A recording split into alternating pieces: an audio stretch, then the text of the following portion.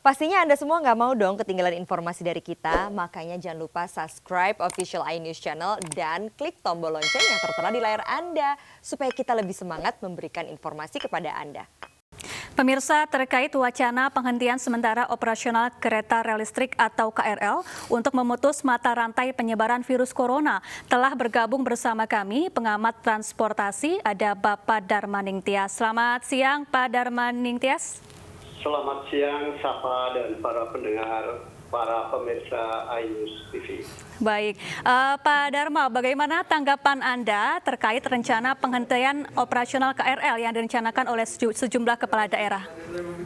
Ya, sebetulnya aturannya sudah jelas, baik peraturan Menteri Perhubungan, Menteri Kesehatan, dan juga peraturan Gubernur DKI, juga peraturan Wali Kota Tangerang Selatan dan sebagainya, itu sudah jelas. Dan juga PPTJ perlu saya tambahkan bahwa tidak ada penghentian operasional termasuk KRL Jabodetabek.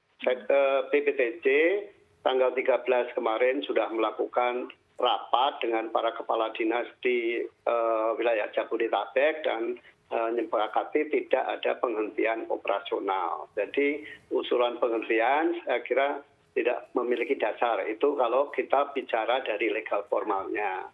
Kalau kita bicara dari lapangan, kalau dihentikan itu justru kita tidak bisa mengontrol penyebaran. Karena apa? Karena ketika operasional KRL dihentikan, maka masyarakat akan mencari alternatif transportasi lain yang mungkin bis reguler yang justru tidak terkontrol gitu, tempat duduknya, jaraknya dan sebagainya itu tidak diatur. Usulan saya justru kalau ingin membatasi atau ingin membatasi penyebaran, justru frekuensinya ditambah dikembalikan seperti kemarin gitu. Kenapa? Logiknya gimana? Logiknya adalah jumlah penumpangnya turun, armadanya bertambah, jadi jaraknya itu terjaga gitu. Tetapi kalau dihapuskan, itu justru masyarakat akan mencari alternatif transportasi yang lain, dan itu yang pemerintah tidak bisa mengontrolnya gitu. Karena kalau kita lihat kan di peraturan gubernur maupun wali kota itu kan tetap ada bidang-bidang yang dikecualikan tidak masuk ke dalam PSBB ini. Nah, mereka ini kan tetap harus difasilitasi dengan sarana transportasi yang aman dan selamat. Nah, menurut saya KRL Jabodetabek itu sudah punya protokolnya yang jelas. Kalau kita naik KRL itu kan kursi-kursinya udah ditandai mana yang boleh diduduki, yang tidak.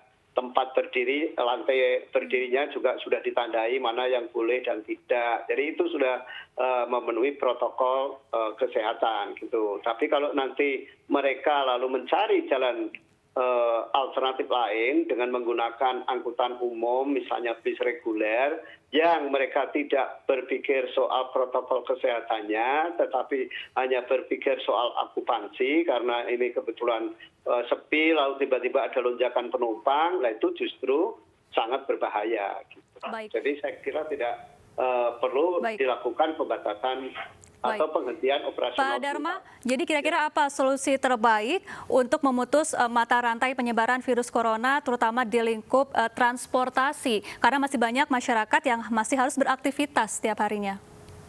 Sebetulnya asal protokol-protokol yang sudah diatur, baik itu di peraturan Menteri Kesehatan maupun Pergub maupun Perwali, Perkap, Perkabupaten dan sebagainya, yang sudah diatur di situ itu dipatuhi, saya kira sudah cukup gitu. Karena di sana kan juga sudah harus mencuci tangan, harus pakai masker, jaraknya 1 meter dan sebagainya. Jadi yang harus dilakukan adalah protokol itu ditegakkan, itu aja. Gitu.